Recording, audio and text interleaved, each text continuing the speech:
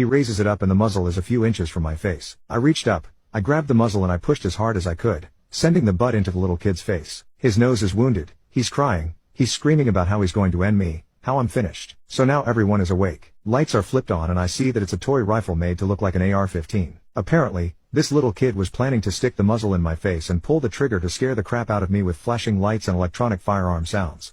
My sister-in-law was really mad. Her chosen narrative is that I'm a mentally unstable lunatic who is a danger to all children. She calls the cops. She insists, despite the protestations of my wife, that she's having me arrested and charged with child mistreatment. Police arrive. Interviews take basically the whole day. I'm a little worried that, getting arrested aside, I might not be able to leave and go home the next day as planned because these cops might not be done with their investigation.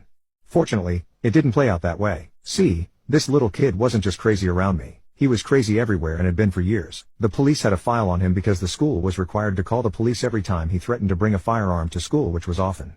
I laid out my version of events much like I did here. I didn't see him and have a flashback thinking he was an insurgent. I saw him, I knew what he is going through his head, and I wanted to try to prevent him from ending my family. They did let me go home on schedule, and a week later the detective called me to let me know there would be no charges. He also told me that his interview with my nephew was chilling and he hopes that my sister-in-law pulls her head out of the sand and gets the kid some help.